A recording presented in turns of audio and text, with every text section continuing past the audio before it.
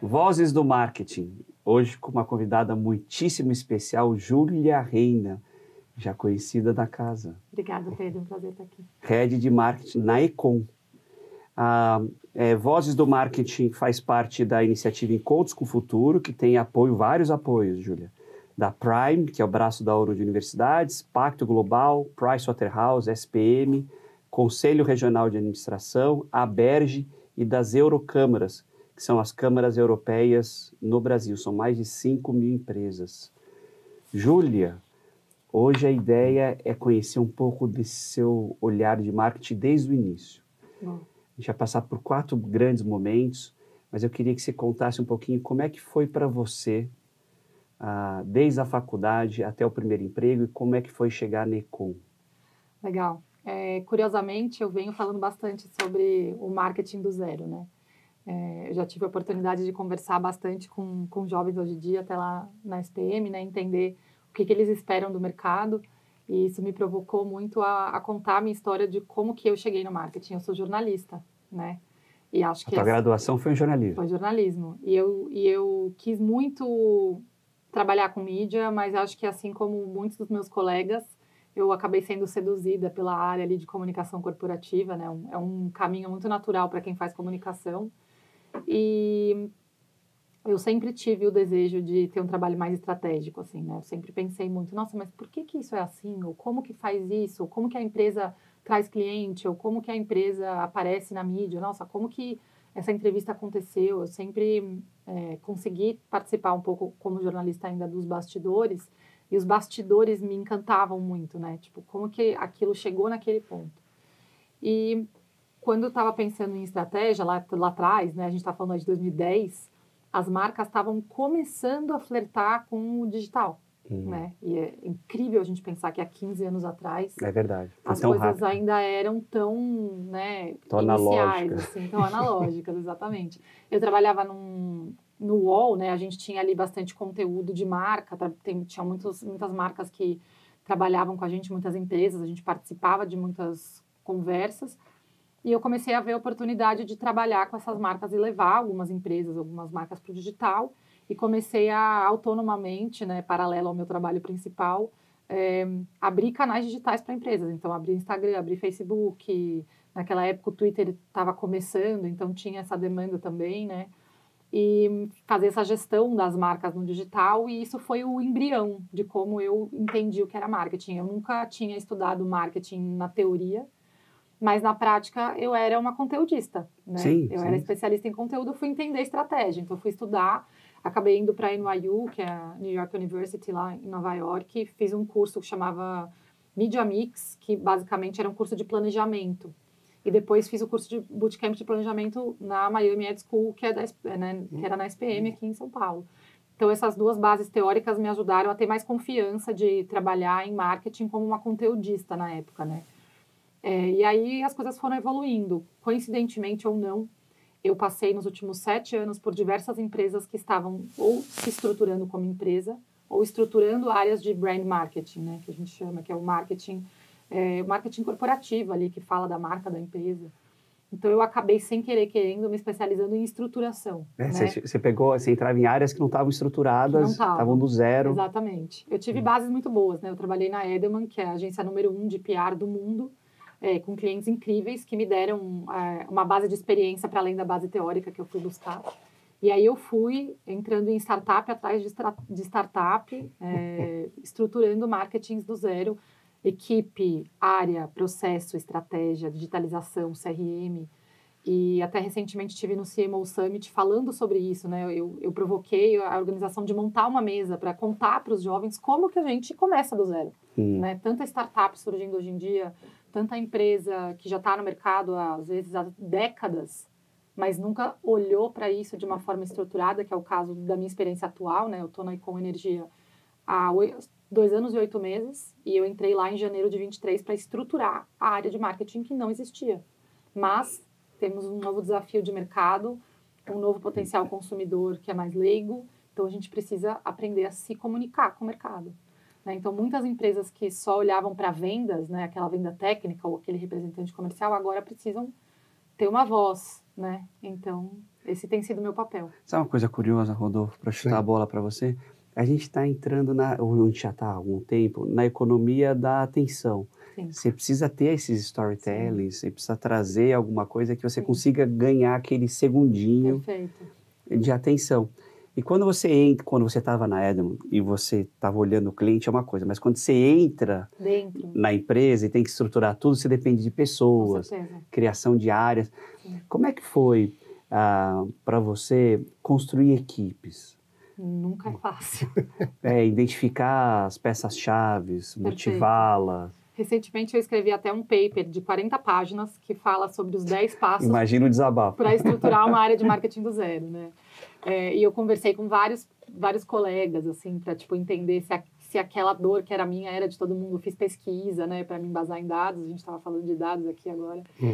Hoje em dia a gente não pode falar nada sem um embasamento de dados, né?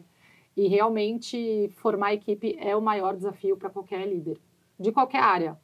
No marketing, eu acredito que seja mais desafiador quando você está em áreas técnicas, ou seja, setores da indústria que tem uma especificidade técnica muito importante. Então, para mim, o maior desafio de equipe foi quando você está numa empresa que está estruturando uma área do zero, como uma empresa que é jovem, uma empresa que é uma startup, num setor técnico ainda como energia, é ainda mais desafiador, porque os jovens saem da faculdade querendo trabalhar nas grandes empresas, né? Então, eles saem querendo trabalhar na Bev, eles saem querendo trabalhar... multinacionais.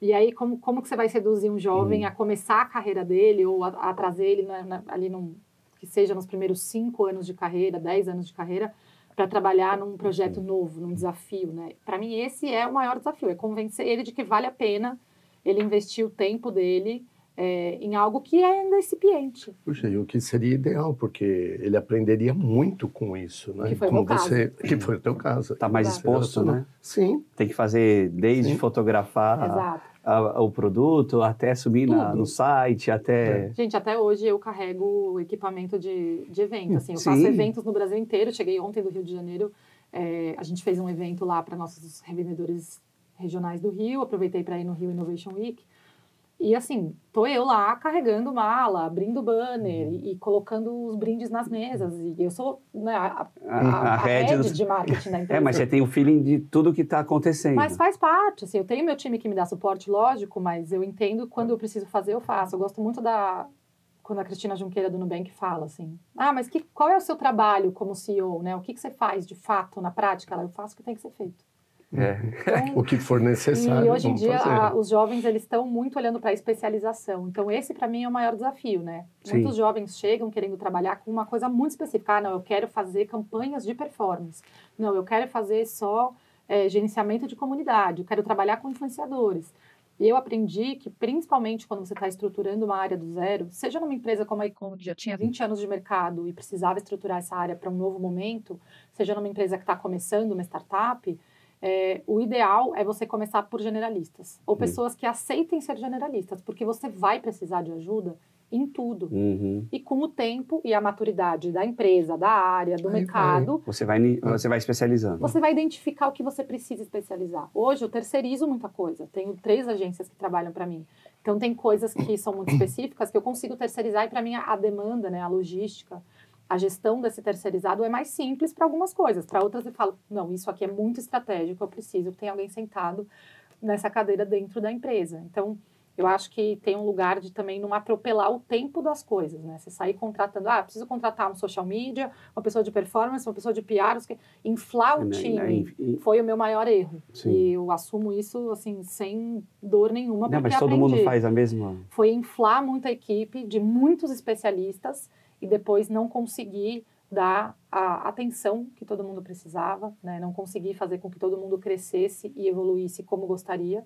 Você acaba gerando frustração no time, o time fica, né, ali um pouco desassistido. Sim, sem coordenação, sem comando. Exatamente. Então, assim, o ideal é começar aos poucos com pessoas que topem arregaçar a manga e fazer um pouco de tudo junto com você. E aos poucos você vai, o que você realmente gosta de fazer? Então agora eu consigo deixar você mais orientado para isso. Legal, não, agora a gente realmente precisa de um técnico. Né? Antigamente o hype do marketing de conteúdo era o SEO. Todo mundo tinha que ter um especialista em SEO. Agora a gente já está falando que o SEO está voltado para a inteligência artificial. Então tem que ter alguém que já está olhando para isso.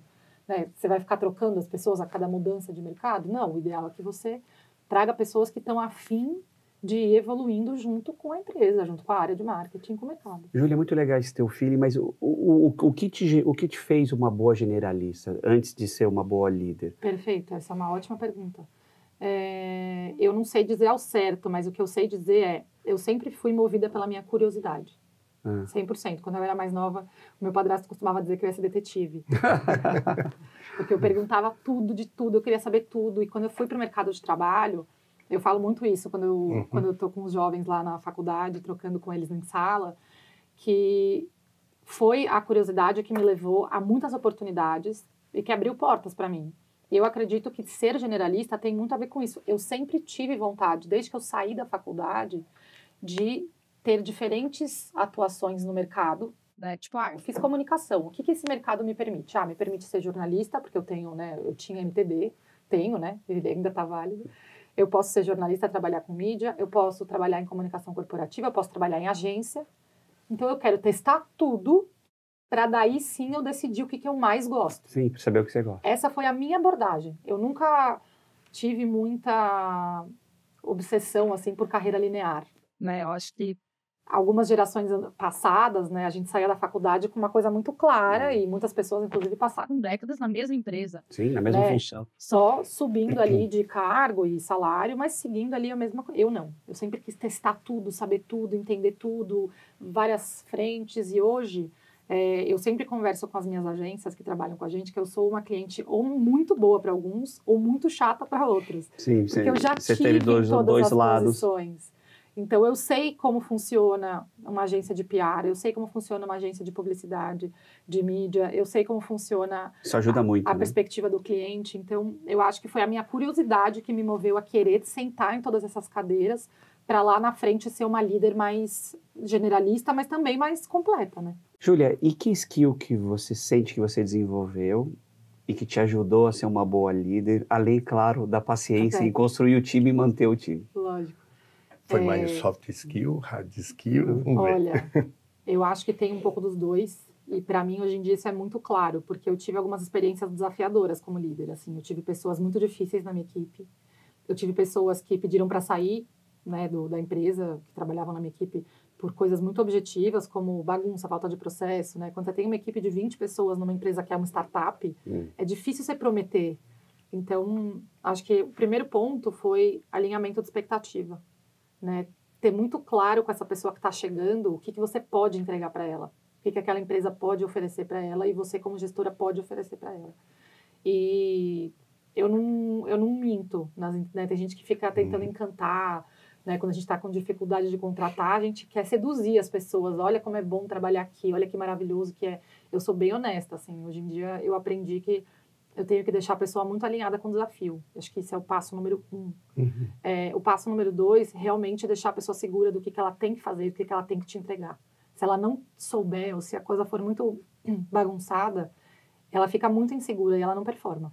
Né? Então, assim, eu acho que entregar para um colaborador, principalmente da nossa área, né? Vocês sabem, o marketing, as coisas mudam. A cada 6 meses já é outro cenário. Sim. As pesquisas de tendência de mercado, que antes eram feitas, né, da WGSN faz pesquisas brilhantes de comportamento de consumidor. Antes eles faziam projeção de 2 anos. Hoje em dia eles fazem de 6 meses. Sim. Né? As coisas mudam muito. Então, na nossa área, as pessoas precisam ter segurança para trabalhar. Eu acho que também dá segurança para a pessoa poder errar. É muito importante, né?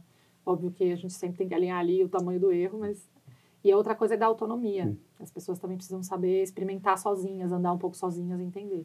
Mas tem uma coisa que, por mais clichê que pareça, que para mim mudou o jogo, assim, é a empatia. É você conseguir fazer uma gestão de pessoa para pessoa e não de crachá para crachá. Não, isso sempre foi essencial e acaba sendo, nesses momentos mais de mudanças rápidas, de inseguranças, isso talvez seja Exatamente. o eu link, li aquele livro da Kim Scott, que chama Empatia Assertiva. E aquele livro mudou a minha vida, assim, mudou a minha cabeça completa. A Kim foi gestora de mais de 900 pessoas no Google, na Apple, e ela trouxe experiências muito desafiadoras, inclusive de ter sido uma má gestora por muito tempo e ter, né, se esforçado proativamente de falar, não, agora peraí, deixa eu aprender a fazer esse negócio. né? E eu já participei de vários treinamentos em company, de empresas que eu trabalhei, que falavam, não, vamos fazer um treinamento para gestão. Não eram os treinamentos que me ensinavam o que eu tinha que fazer. Hoje em dia eu entendo que a gente tem que ter processo, sim. A gente tem que ter reuniões periódicas com o time de alinhamento. Todo mundo tem que saber o que está acontecendo. Acho que transparência é essencial, né? Às vezes, quando a empresa tá rolando uma crise, a crise fica presa ali só na gestão. É normal isso, né? Gera uma ansiedade no time. Então, assim, por mais que você não possa explicar o que está acontecendo, seja alguma coisa muito sensível, gente, está acontecendo uma situação, mas fiquem tranquilos, a gente está lidando com isso. Vocês não há nada que vocês possam fazer, a gente está trabalhando dessa forma, mas não vai impactar vocês e vida que segue, assim. Acho que eu tenho muito essa transparência com o meu time hoje. E tem pessoas que trabalham fora da empresa, né, mas que são terceirizadas, que eu considero como se fosse do meu time. Então, periodicamente, eu junto todo mundo numa sala. Tipo, gente, a gente está indo para aquela direção. Tá todo mundo alinhado? Tá todo mundo com a mesma visão de negócio, de desafio, de mercado, de empresa? E é isso, assim. Acho que manter o time alinhado, com que seja o mínimo de processo, né? Uma reunião semanal do time todo e todo mundo saber o que está fazendo, saber o que tem que entregar. Isso é básico. E olhar para a pessoa como um ser humano. Acho que isso mudou tudo, assim. Saber, tá tudo bem com você, tá tudo bem com a sua família, como é que foi suas férias, né? Você tá precisando descansar. Eu viro e mexo, falo para alguém do meu time, olha, realmente a gente precisa entregar isso, mas, tô vendo que você tá no seu limite aí. Tira uns dias. Você não vai produzir, passa isso para mim, eu passo para outra pessoa do time, vai para casa, sabe? Então, ter essa sensibilidade para mim hoje é essencial. E eu não tinha. Porque não foi o exemplo que eu tive.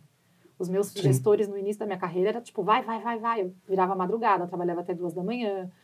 Assim, direto. Eu cheguei a tirar 1 mês só de banco de horas de folga numa empresa que eu trabalhei. Então, hoje em dia, isso não cabe mais, né? Acho que não cabe no mercado como um todo. E a gente que veio desse mindset tem que desaprender, né? Então, acho que esse é o maior desafio. Agora, e aquelas áreas da empresa que ficam um pouco opacas para você? Porque a empresa vai crescendo, e você está focada talvez em uma ação específica, isso já está com um prato cheio demais para coordenar, e em algumas áreas você já, ou o executivo em si, vai perdendo, não digo interesse, mas a urgência de lidar e aquela área vai ficando... A capacidade, né? Capacidade, a urgência e aquela área vai ficando, digo que quase que uma área... De lado. Como é que você faz para se policiar?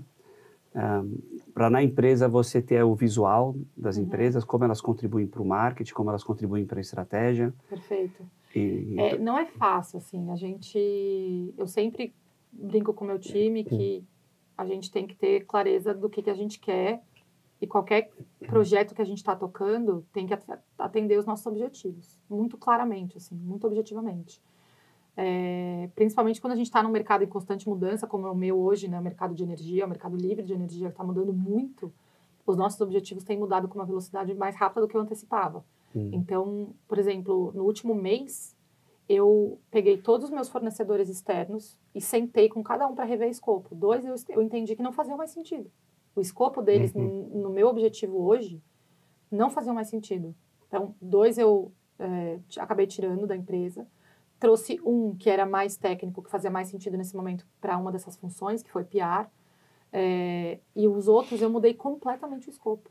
Então, assim, eu acho que é o papel de um gestor, de tempos em tempos, revisar sua estratégia e tudo que envolve ela, né? Todos os players que estão em volta.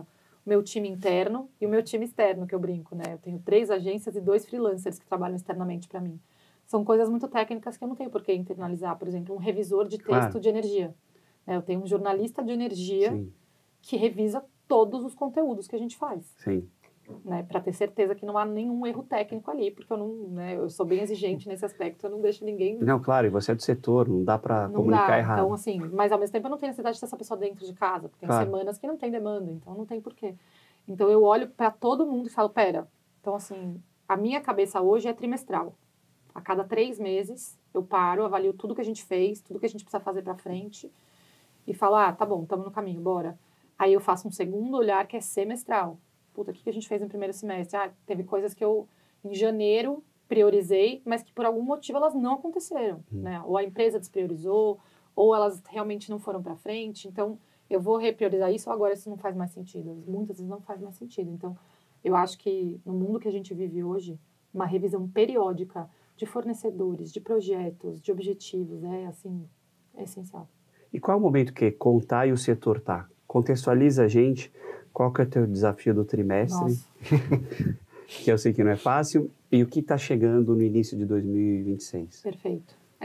Bom, a gente está inserido dentro do mercado livre de energia, né?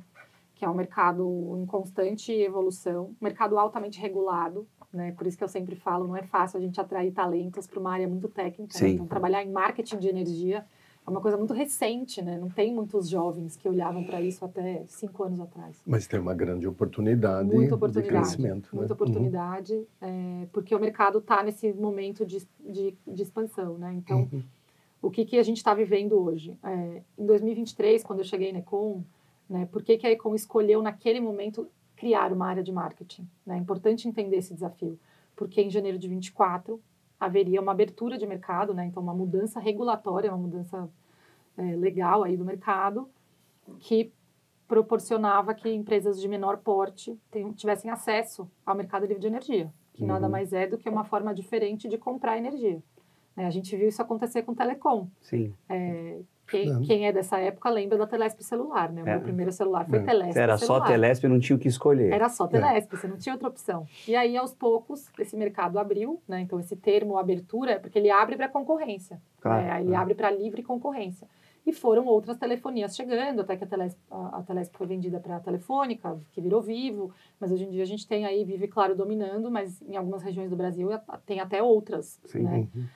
Empresas de telefonia. O mercado de energia vive um momento igual, né? O mercado que hoje a grande parte dos consumidores é obrigado a consumir energia ali da sua distribuidora local, né? Aqui a gente está em São Paulo hoje, então aqui em São Paulo a gente tem a Enel São Paulo, e a gente que está em baixa tensão, né? Na sua casa, aqui no estúdio, né? A gente está obrigado a consumir, pagar a conta para a Enel, não tem outra opção. E a gente está num momento que o mercado está se abrindo em fases para novos consumidores. Então, em janeiro de 24, ele abriu para médias empresas, a gente diz mais ou menos, né? Alta e média tensão com faturas menores. Ou seja, essas empresas poderiam acessar esse mercado, fazer uma negociação de longo prazo de energia, pagar mais barato pelo custo de energia e ter mais previsibilidade. Ou seja, eu, quando faço uma negociação de 5 anos, eu sei quanta energia vai custar para mim. Né? Eu não estou suscetível a, como o professor Rodolfo trouxe aqui mais cedo, sofrer os avanços das bandeiras quando não chove, né? Porque a energia no Brasil, principalmente, ela está 100% atrelada à crise climática. Sim. Né? Então, pela alta dependência das hidrelétricas. Exatamente. Então, assim, se chove demais, tá ótimo. Se não chove, a gente tem um aumento de tarifa, porque as hidrelétricas ficam mais secas, a gente produz menos energia, né? A gente tem que acionar a termoelétrica, que é um custo muito mais alto. Sim. E esse custo é automaticamente repassado para o consumidor. No mercado livre de energia, como a negociação é direta com o gerador, não tem essa mudança, porque ela não passa pelos leilões, né? Toda aquela burocracia que a distribuidora tem para comprar energia. Dependendo do fornecedor, como é o caso de vocês, ou a gente ainda consegue consumir uma energia limpa, 100%. Além de ser mais previsível. Com certeza, com certeza. Tem algumas comercializadoras no Brasil que ainda comercializam energia fóssil, né? É comum. No caso da Econ, a gente optou por ter esse posicionamento, né? A gente hoje só comercializa energia 100% renovável. Muito legal isso. Além de ter as nossas usinas de energia solar, que a gente negocia num outro mercado, né? Que é a geração distribuída. No mercado livre de energia, a gente só repassa para os nossos clientes energia de fontes 100% renováveis, inclusive certificadas, né? A gente trabalha com os IRECs, que são os títulos de certificação que garantem a origem limpa daquela energia. Então, é o nosso posicionamento e a gente tem isso como premissa absoluta na Econ Energia hoje. E aí a gente está num momento que o mercado vai se abrir para outros consumidores, né? Então, hoje, empresas grandes e médias podem ter a energia mais barata, limpa e com previsibilidade. Grandes e médias já pode. Já podem. Todas que estão em alta tensão, que a gente chama, que é como se fosse uma energia mais forte, que tem ali o seu próprio transformador, etc. A partir de 26, tudo indica que, né, a regulação ainda não foi assinada, mas tudo indica que empresas de baixa tensão poderão também consumir energia do mercado livre. Então, comércios, né, empresas menores. É um escolas, passo clubes, fantástico. Enfim, uma série de usuários. E aí, em 2027, estamos falando de um cenário em que você, na sua casa, vai poder falar, não, a Enel não está me atendendo bem, eu vou comprar energia de outro fornecedor. E aí você vai escolher o fornecedor que melhor te atende na sua região para comprar a sua energia dele. É exatamente a mesma coisa que acontece hoje com a internet de casa. Eu tenho a Vivo aqui na internet, na minha casa não está funcionando, eu vou ligar para a Claro, eu vou mudar. É exatamente a mesma lógica. Então, o momento que a gente está hoje é como que a gente adapta a nossa comunicação e a nossa estratégia de mercado para conseguir falar com esse público final, para que ele saiba que a Econ existe, porque a concorrência vai estar muito acirrada nesse momento do mercado. Júlia, ajuda só a entender uma questão, eu sei que é conceitual e talvez em algum momento uma intuição que não esteja tecnicamente embasada. Quando a gente fala de internet, celular, e que entraram esses novos fornecedores, esses novos players, não dá uma impressão de gargalo. Eu sei que é errada a percepção, mas entrou uma empresa, se ela é muito boa, vamos contratar dela e vamos contratar. Perfeito. Dificilmente ela vai falar, chega, não consigo mais te atender. Sim. No caso da Econ, uma energia limpa, mais barata, em que eu posso fazer um contrato que eu evito a sazonalidade das chuvas, o aumento do meu custo energético, o que pesa muito para as empresas. Muito. Se o mercado inteiro migra para a Econ tem X fornecedores. Sim, tem limite. Tem um limite. Quais são os gargalos para essa migração para o mercado livre que você está enxergando? E quão rápido vocês conseguem crescer com esse aumento de demanda? O que você está percebendo? Porque o que você está comercializando, o que você está oferecendo, ele é muito bom para ter sequer um esforço de marketing. Sim. Em tese, toda empresa indicar para os colegas. Nossa, você não sabe. Estou pagando menos. Energia mais barata, é renovável e olha aqui, está tudo bem. Estou pagando isso aqui mesmo. Perfeito. E outra, está funcionando. Exato. Quais são os gargalos?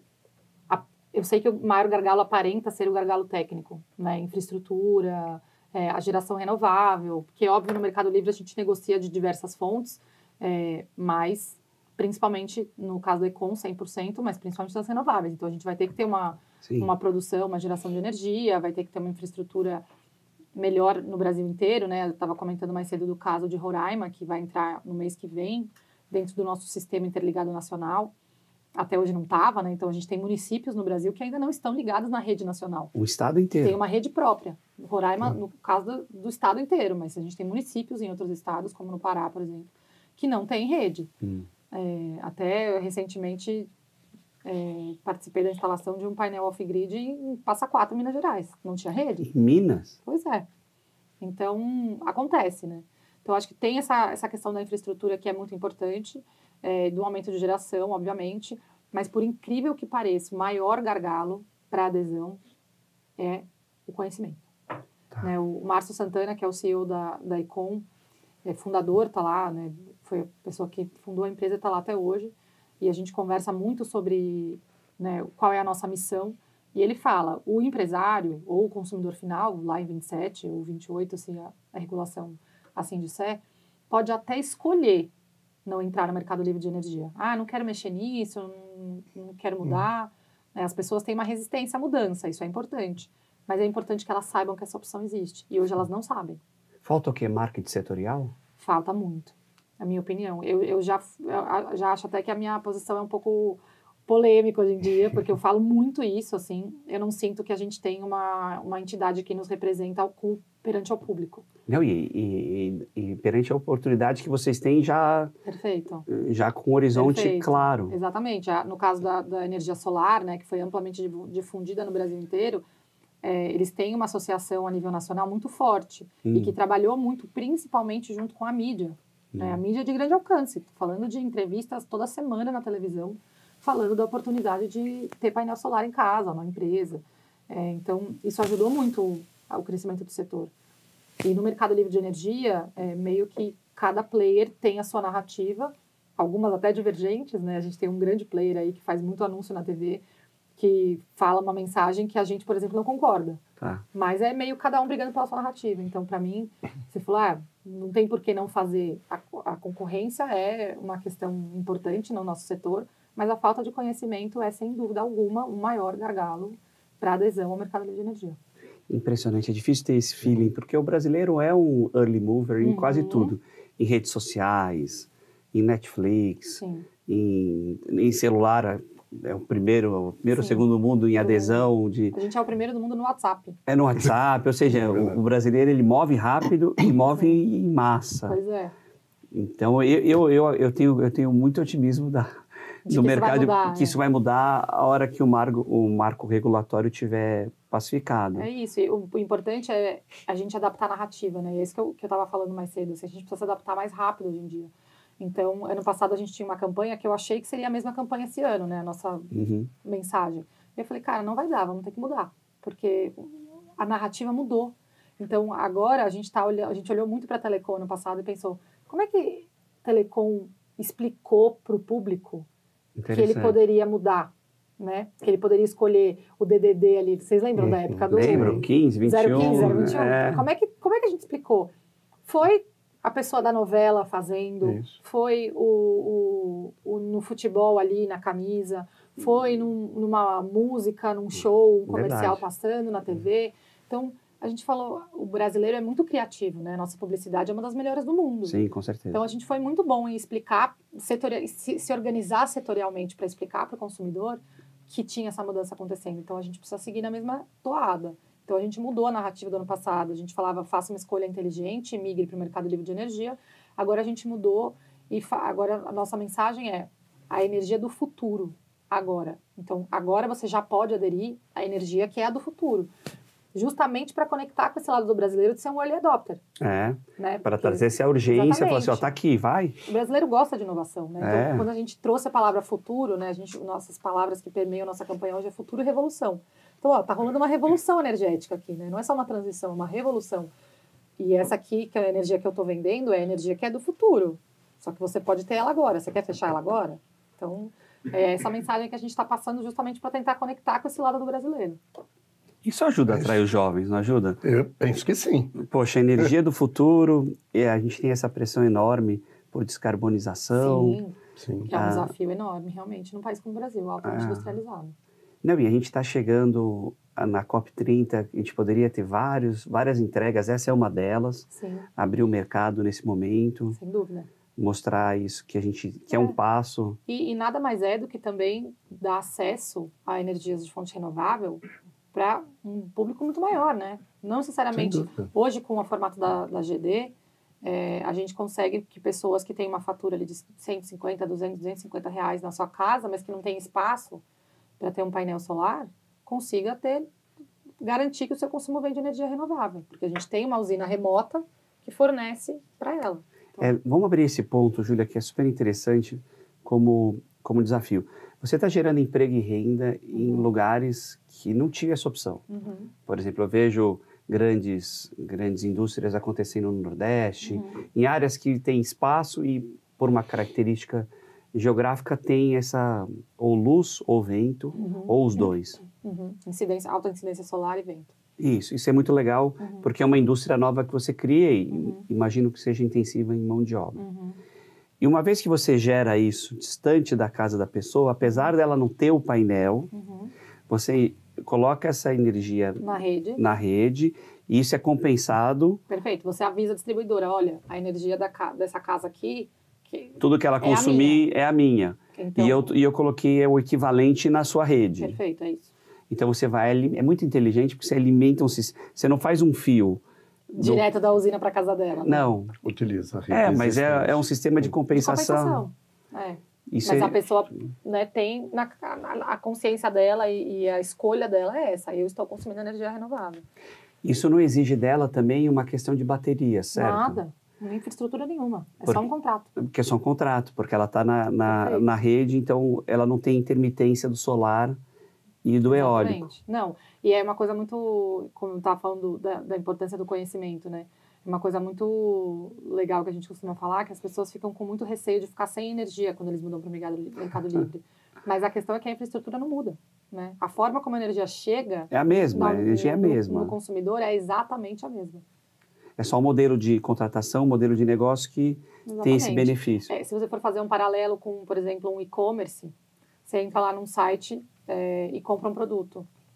Aquele produto vai ser entregue para você por uma distribuidora, né? Por uma logística. Sim. A logística e o e-commerce não são a mesma coisa, né? Então, é como se a Econ fosse o e-commerce, você compra a energia de mim, mas quem vai te entregar a logística é a distribuidora.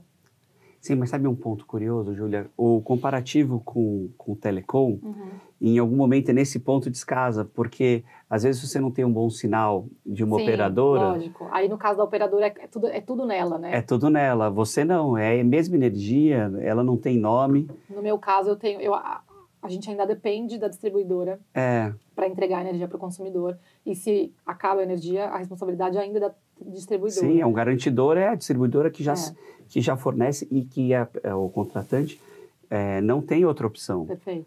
Então, acho que isso é genial. É um pouco mais técnico, é um pouco mais difícil de entender. Muitos ficam confusos porque a gente continua pagando 2 faturas, né? Você continua pagando o fio para a distribuidora e aí você paga o consumo de energia para uma comercializadora.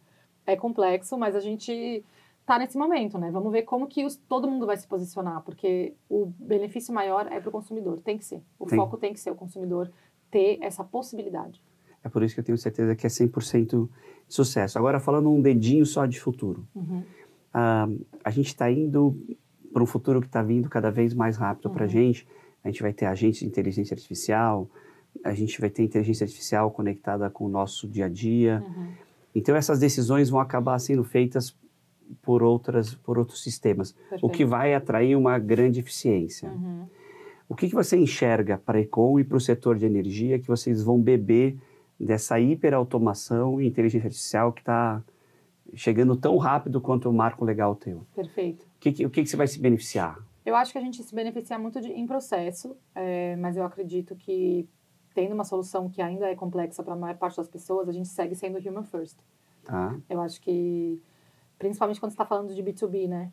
Você está lidando com empresas, está vendendo uma solução para uma outra empresa, um tomador de decisão de uma empresa, dificilmente vai aderir uma coisa num fluxo 100% digital, uma coisa nova, né? A adesão à AGD, por exemplo, a gente já consegue automatizar mais, porque é uma coisa mais simples, né? É um consumidor final que tem uma fatura baixa, ele vai ter ali um desconto de 10%, 15%. Muitas vezes ele assina o contrato via fluxo digital. Então, para soluções menos complexas, como o GD, eu acredito 100%. A pessoa entra lá, se cadastra, recebe respostas automáticas via automação por WhatsApp. E funciona. Inclusive, até comentei, brasileiro é o primeiro no WhatsApp, não é à toa. Hoje a gente está migrando praticamente todos os fluxos de comunicação para o WhatsApp First. A gente tem o e-mail, ele continua ali, ele é o e-mail ainda é válido como um documento, o WhatsApp ainda não. Então a gente tem que, né, ter tudo ali no e-mail documentado, mas como as pessoas de fato engajam e respondem, é no WhatsApp.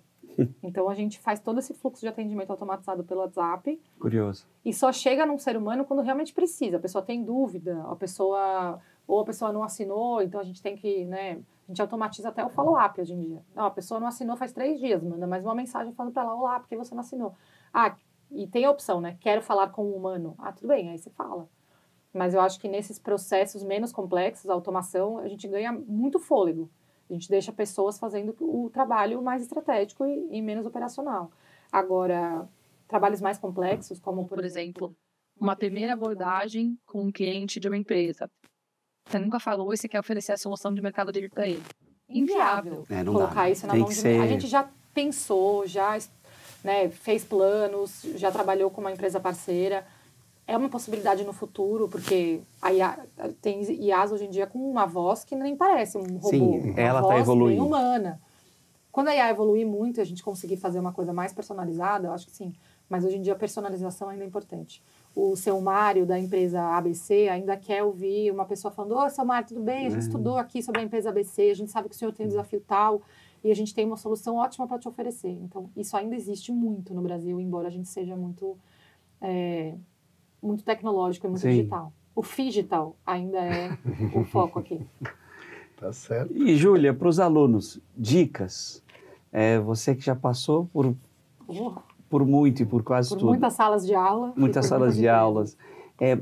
Os alunos, a gente sente que eles estão com um pouco de uma ansiedade ecológica, ansiedade digital, estão ali inundados por informação, estão hiperconectados. Às vezes com dificuldade de desconexão. Como fazer uma dieta de informação, como estar informado sem estar estressado? Nossa, essa é uma ótima reflexão. Eu recentemente fiz um curso no INSPER, que era uma formação em ESG, né?